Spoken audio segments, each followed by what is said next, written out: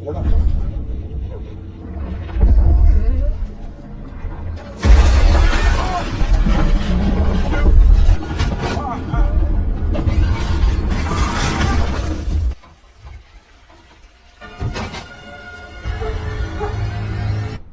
sebuah gunung batu Norwegia, terlihatlah seorang anak perempuan bernama Nora yang sedang mendaki gunung bersama ayahnya.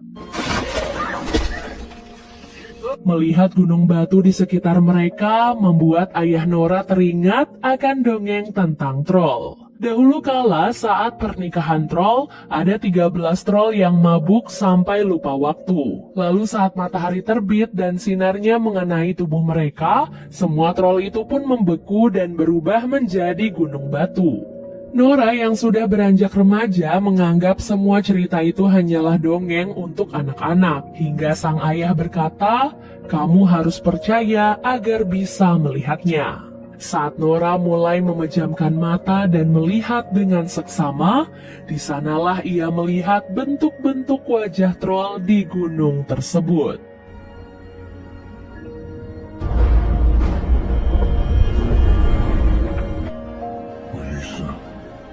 20 tahun kemudian, saat itu pemerintah sedang fokus melakukan penggalian Gunung Dovre untuk mewujudkan pembangunan jalur kereta yang baru. Di sana terlihat ada beberapa demonstran yang tidak setuju karena penggalian itu dianggap telah merusak alam. Untuk mempercepat proses penggalian, para pekerja sepakat untuk meledakkan gunung tersebut. Dan setelah ledakan itu, inilah yang terjadi.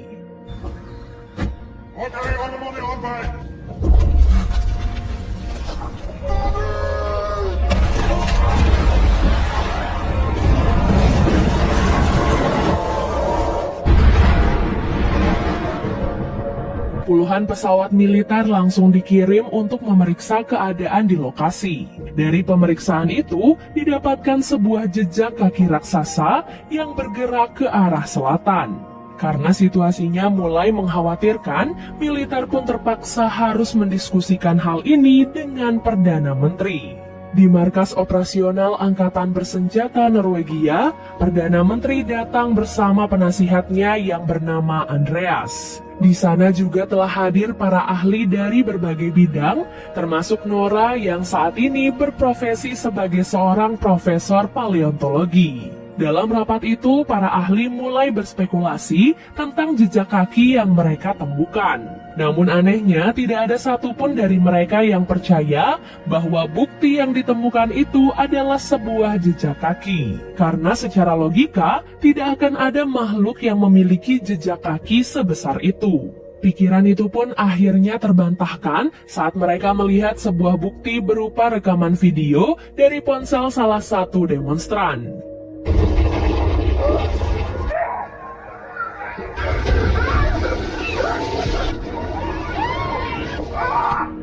Dalam video itu terlihat jelas bahwa ada sesosok monster batu yang keluar dari Gunung Dovre dan meraung seperti hewan buas.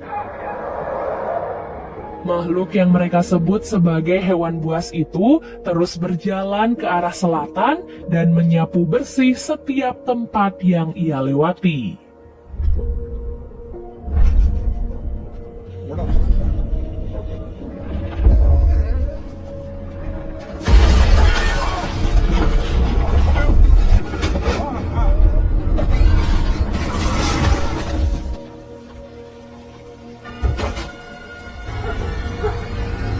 Setelah itu, Nora dan Andreas langsung dikirim untuk melakukan penyelidikan. Di sebuah daerah bernama Lesia, Nora dan Andreas bertemu dengan kapten militer yang bernama Chris. Chris menjelaskan bawahannya telah menyisir wilayah itu dan jejak kaki makhluk itu berhenti sekitar 20 km dari lokasi tersebut. Kemudian mereka pun menginterogasi salah satu pasangan lansia yang terkena imbas akibat monster batu. Sepasang suami istri itu berkata bahwa monster batu itu tampak seperti gunung batu yang bergerak. Selain itu, mereka juga mendengar suara raungan sendu dari monster tersebut. Setelah itu, Nora meneliti jejak kaki dari monster batu. Sayangnya, ia tidak menemukan tanda-tanda genetik apapun selain adanya batu dan juga tanah. Hal ini pun membuat Nora teringat akan dongeng troll yang sering diceritakan oleh ayahnya dahulu. Meskipun Nora tidak ingin mempercayai dongeng anak kecil, namun semua bukti seolah-olah mengarah pada satu makhluk, yaitu troll. Alhasil, Nora, Andreas, dan Chris akhirnya berangkat ke rumah ayah Nora. Sudah lama ayah Nora mengalami gangguan jiwa akibat penelitian troll yang ia kerjakan. Tidak pernah ada satupun orang yang percaya dengan penelitiannya, sehingga ayah Nora pun diasingkan oleh negara. Kini akhirnya ayah Nora bisa membuktikan bahwa semua penelitiannya itu adalah nyata. Karena hal itu, ayah Nora pun akhirnya diikutsertakan dalam misi penyelidikan. Sampai saat itu, Nora dan yang lainnya masih tidak percaya pada semua perkataan ayah Nora. Sulit bagi mereka untuk percaya bahwa troll benar-benar ada di dunia nyata. Nora bahkan sampai berdebat dengan sang ayah mengenai hal itu. Hingga akhirnya mereka pun melihat bukti nyata dengan bangunnya troll di belakang mereka.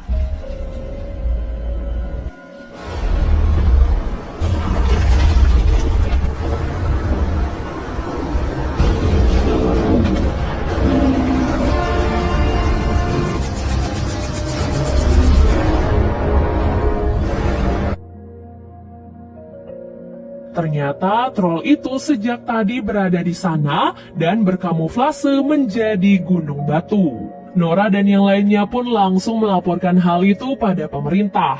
Pemerintah tentu saja tidak percaya saat ayah Nora berkata bahwa monster itu adalah troll. Ia bahkan dianggap telah gila dan diusir dari markas operasional. Nora kemudian meminta sedikit waktu pada Perdana Menteri untuk membuktikan perkataan ayahnya. Namun Perdana Menteri memutuskan untuk menyerahkan kasus ini pada pihak militer.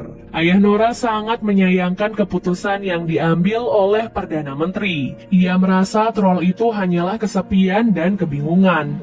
Mereka bisa saja mengambil jalan kekerasan untuk mengusir troll itu. Namun ia yakin alam akan melawan. Mendengar hal itu, Nora pun akhirnya menuruti perkataan sang ayah, sehingga mereka pun ikut dengan militer dalam penyerangan malam ini. Singkat cerita, penyerangan pun akhirnya dimulai.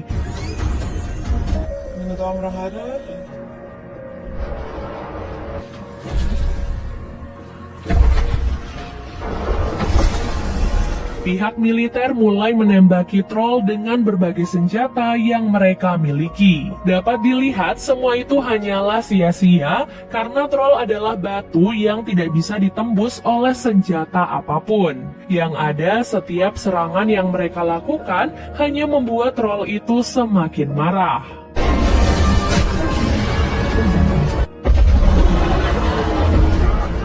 Setelah itu, troll pun membalas serangan mereka dan membunuh begitu banyak pasukan militer. Ia bahkan menelan satu prajurit yang saat itu sedang terluka. Jika terus seperti ini, mereka semua akan mati sia-sia. Ayah Nora pun nekat menyapa troll itu dan berusaha menenangkannya. Namun saat troll itu mulai tenang, seseorang malah menyerangnya dari belakang, sehingga troll itu pun marah dan menghempas ayah Nora.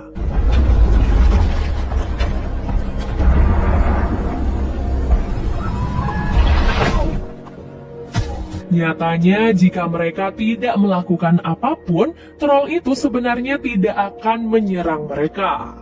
Di detik-detik kematiannya, ayah Nora pun menyebutkan istana, raja, dan rumah yang semuanya pasti berkaitan dengan troll tersebut. Setelah kematian sang ayah, Nora semakin percaya bahwa makhluk yang mereka hadapi saat ini adalah troll seperti di dunia dongeng. Jika sesuai dengan dunia dongeng, maka troll akan ketakutan dengan suara lonceng. Untuk membuktikan hal itu, Nora dan yang lainnya pun melancarkan aksi mereka dengan membawa beberapa lonceng mendekati troll tersebut. At the Abuja Tak disangka, dugaan mereka benar-benar terjadi. Ternyata dongeng yang diceritakan oleh ayah Nora selama ini adalah kisah nyata.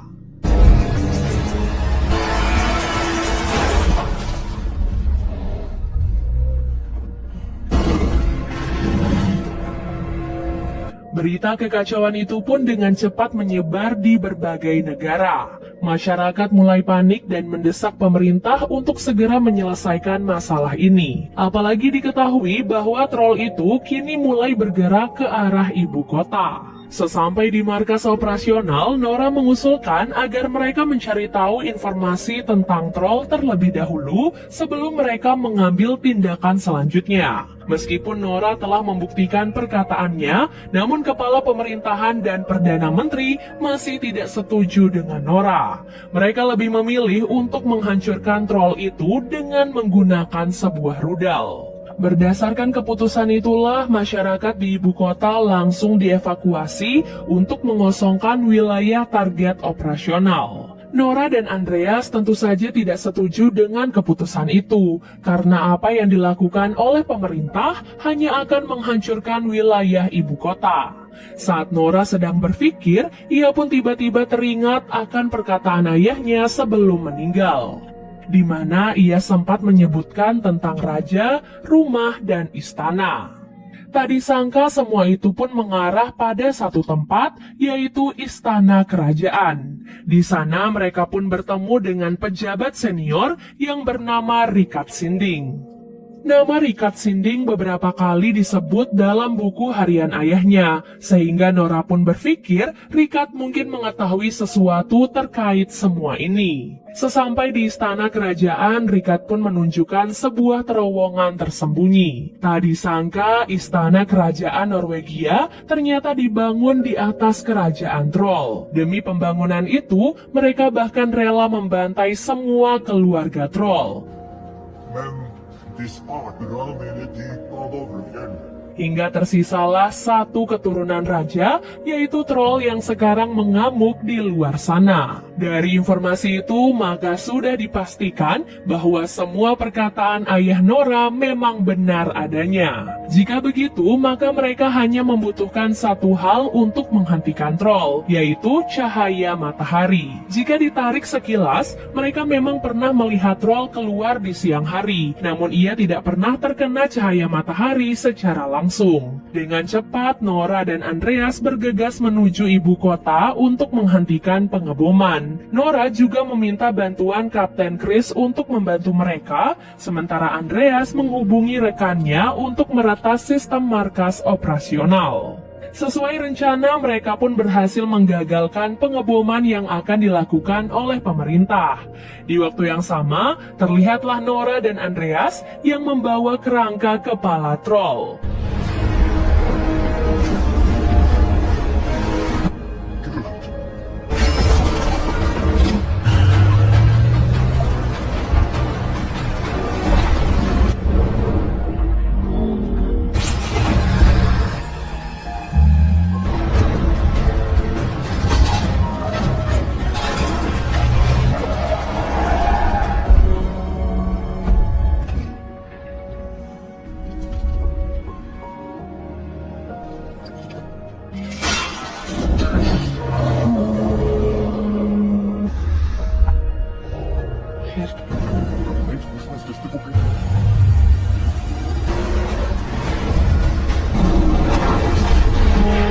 Mereka kemudian memancing troll itu ke lokasi yang sudah ditentukan oleh Kapten Chris. Sesampai di sana, Kapten Chris menyalakan beberapa lampu penerang yang membuat troll itu pun kesakitan.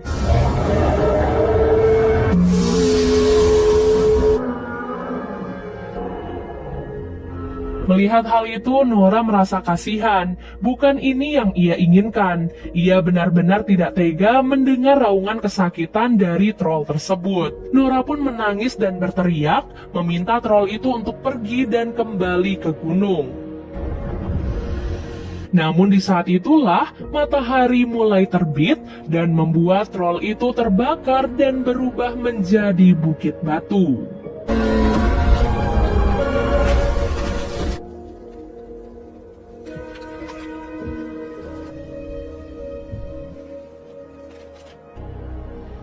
Bukit batu itu kemudian diberi nama Bukit Tobias sesuai dengan nama ayah Nora. Dan film pun akhirnya selesai.